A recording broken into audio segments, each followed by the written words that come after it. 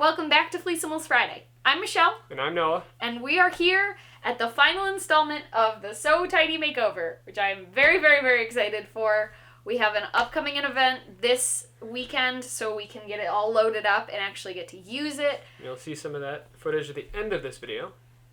Will you? Oh. Yeah. The loading part. Got it. I was like, this will be out before the event. I've put a lot of behind the scenes work into making pieces and parts for this, so I hope you really enjoy it. Let's jump right on in.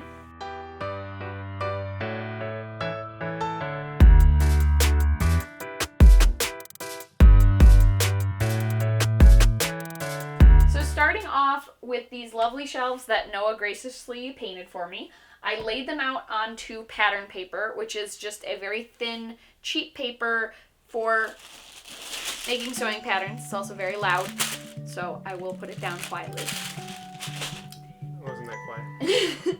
So the first thing I did was trace it out to get the shape of each of these shelves, and then I was able to kind of draw in where I might want things. After that, I was able to just lay these flat on the ground, and after some ideation, and lay out the actual items that I'm putting in them and figure out where things are gonna go.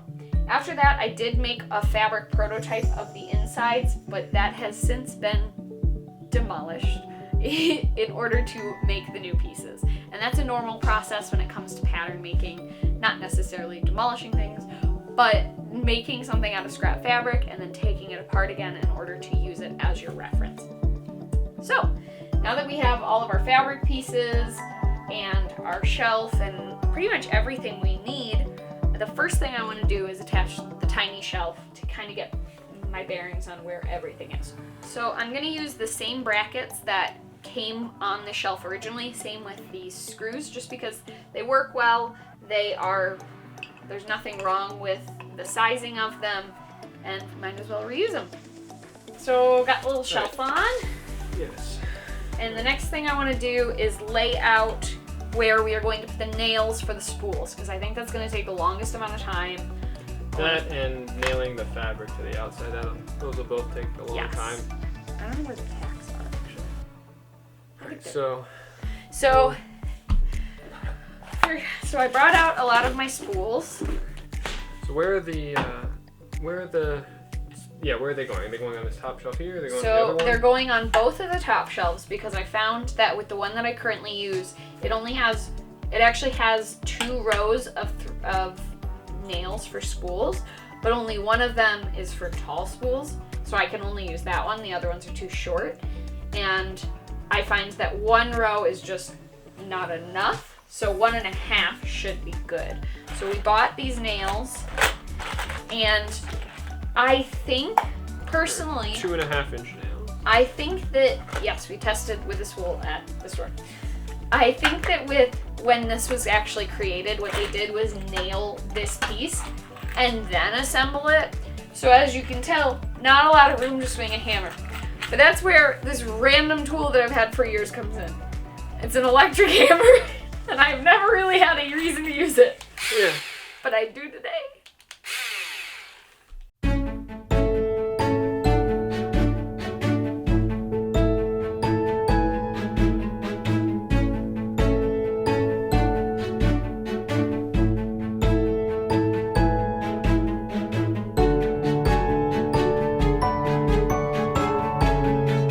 All of the nails are done, and don't worry about any being a little crooked or off kilter, because since most of the nail is sticking out from the wood, they are a tiny bit pliable, so I was able to kind of bend or jerry-rig them back into place. So during deconstruction of the cabinet, I did find that one of the front shelves, or pockets rather, was made with a stiff piece of wood. So I wanted to reuse that wood, and I cut it down, and I wrapped it in fabric and added a little pocket, and I'm going to use this in the middle in order to house these little containers. I use these for everything from my business cards to tags to keychains. They're very handy. So I'm gonna make like an elastic prison or elastic cage, almost like you see those big balls at the, well, how you used to see big blow up balls at the Walmarts and Kmarts. So you would open them up and pull out a ball. That's my inspiration for this section. So we're gonna lay this down flat and lay it out. I have my 10 little containers set up, and the other piece that I want to add in is another sticker container. Now, we are looking at this from the back side. So imagine having this be the fabric side. So obviously these are sticking up a little bit. The cabinet would probably be more like this, but we're gonna roll with it for now. So this is gonna go in, and we're gonna take this piece, which is the wood and a fabric pocket. I added elastic. I know with the original they used springs, which is great for longevity, but the springs that were in there were rusty, so I decided to take an easier approach. Perfect. All right, so we have our pocket. The next step is a little hard. We are going to use elastic underneath and then staple gun it at the top and bottom. All right, so this is how it all looks from the back with all of the little elastics in. The next part is going to be adding the little pocket on the bottom. So I have that sewn here. So I debated whether or not to sew these pockets to the liner of the cabinet, and through my practice one, I learned that it is actually really, really hard to line pockets up like this. Line them up and get them exactly where you want them sewn onto a piece of fabric, and then take that fabric and try to match it to a piece of wood. So we are just going to staple gun this where it belongs. We're not going to staple everywhere around because we are going to go in with the staple gun later and clean everything up. But here is our tiny pocket, or our short pocket, and we can officially move on to the other piece. And we have our big pocket. It's just like the small pocket, but slightly taller. So Noah doesn't know the extent of the design process that I have been working on with this, kind of choosing the layout and he was there for the fabrics, but you know how I sewed them into pockets, and so he doesn't know exactly how this is gonna look. So Noah, what are you thinking about with this? What are you thinking this is gonna look like? Well, all I know is I know how it looked before you took it apart, so I kind of have an idea. Because I know exactly how it was. Like, looking at this pocket, from what I remember, this looks like a little bit bigger than the last one, but I don't know, I don't remember it exactly, so. And the main thing that I'm leaving out is actually the baby bottles, the baby food bottles, because... Oh yeah, there were little glass bottles that were nailed to the top, and like they screwed in. It was really cool. I liked them, but I found that with the one that I've been currently using, I don't use those at all. They're just not the right size shape that I need. My little containers work better. All right, we are officially ready to move on to the back plate of this. The other one is just going to be plain, so we can put this aside for now. This one with a large pocket, though plain on this side of it, has some details already sewn on to the backing fabric. So the thing we need to do now is actually align it to the front, very carefully flip it over, and then staple gun it where we want it. Alright, so lay it out nice and taut.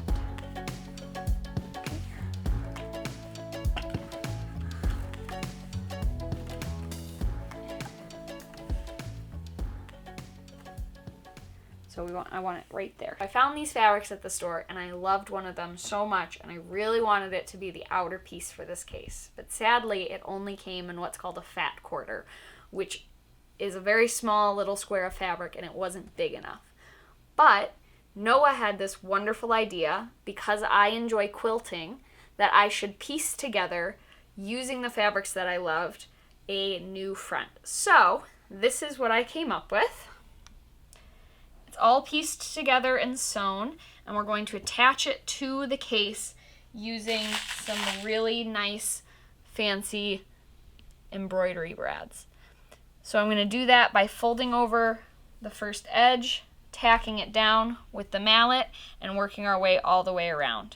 And this will help hide all of the little messes we made before, and just everything really secure. And we're gonna go all the way around it.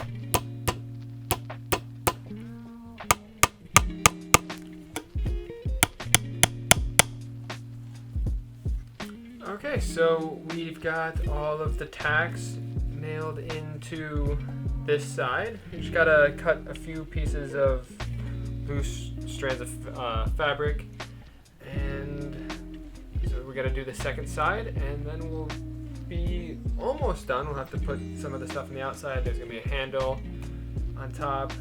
Finishing touches. Yeah, the hinges to keep it together, some locks. But it's getting late. It's almost 11 o'clock here, so we're gonna head to bed and finish it up tomorrow. So we'll see you then. We are back. It's the next day. Earlier today, I put in all the rest of the tacks to hold the fabric on the outside. It looks really good. It looks really good. It turned out really nice. So thank you. So what we have left to add is going to be the clasps for the outside, which is what we're going to do next. We have the handle and also the magnet. So we moved off of our carpet onto hardwood so that way it would be a little bit more straight while we work on the clasps. And Noah, I think we want to squeeze this together. All right, well, let's get going. Okay. All right, so we got the first clasp on. Let's see how it works. Oh, yay. All right, look at that. So I wanted to do 2 on this because my other one has one clasp, and if you saw part 1, this one only had a little hook. So I wanted this to be really secure, and on the other one that I currently use, it has one clasp like this, and We're in the middle, right? in the middle, and if you overpack it in the slightest, all of the tension goes to one hook. So I wanted to, just in case I overpack it a little bit. All right, so we're gonna go Hook on the next one. Now that the clamps are on, Michelle is just drawing a little circle for her magnet. So my magnetic pincushion can clip on and be not movable during transit. Whenever I drill a pilot hole, I like to mark it with a piece of tape so I don't go too far, especially with something like this that's only about 5/8 of an inch thick. I'll take my screw and I'll take my screwdriver and align them until it's a little bit shorter than the screw and put a tape flag on it. So now this line of the tape will run against the piece of wood so I don't over drill.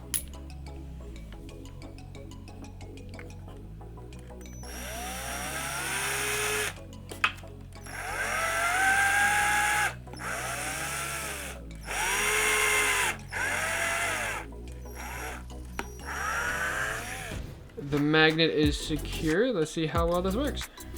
I don't even think I have to like touch it. It takes it from me. So give it a little shake. See what happens. Yeah, it's not going anywhere. Not going anywhere.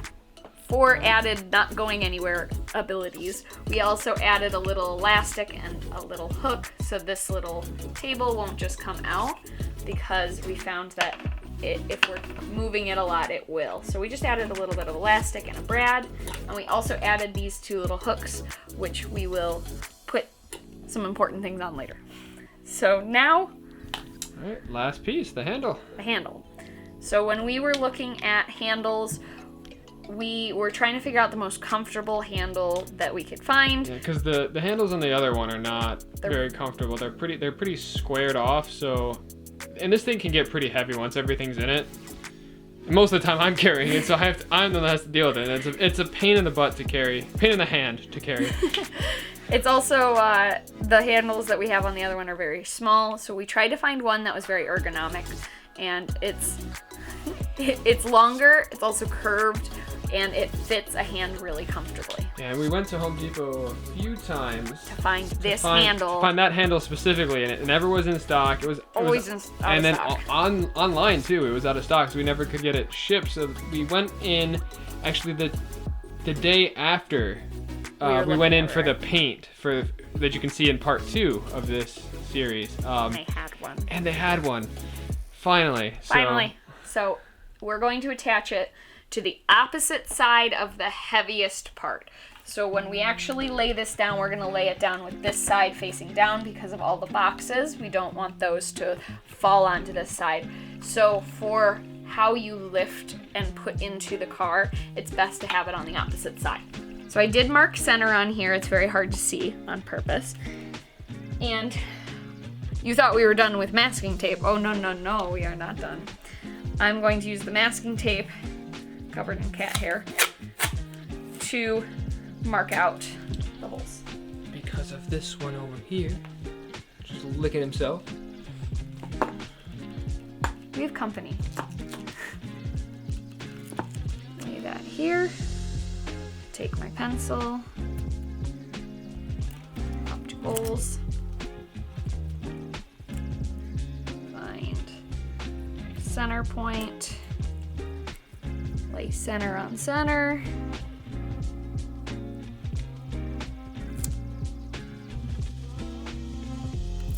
And we actually want the handle to be somewhat closer to the middle of when the whole case is closed.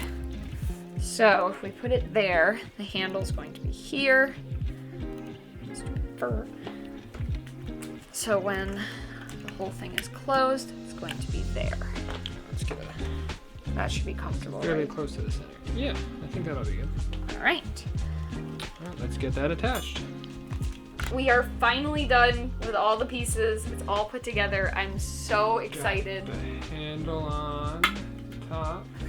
We have all of our little pieces. And now it's my most anticipated part, filling it up. All right.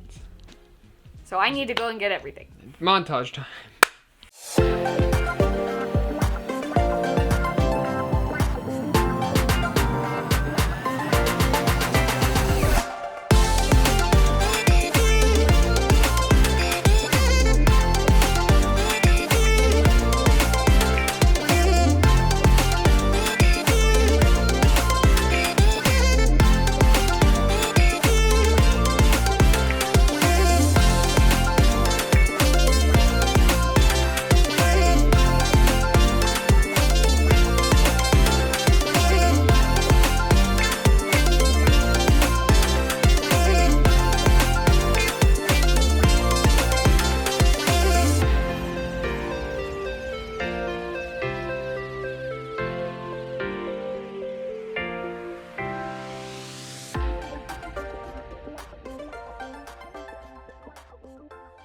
Thank you so much for checking out this final installment of the So Tidy series.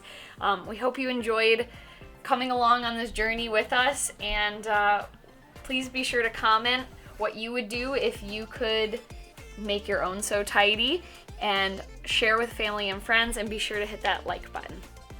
Hey Michelle, I was panning through there and we noticed that some empty slots. What are these for? Oh, Something seems to be missing. I forgot. I wonder what it could be. My little wearable octopus. Oh, wow. Look at that. Alright, I'll see y'all in the next video. Bye.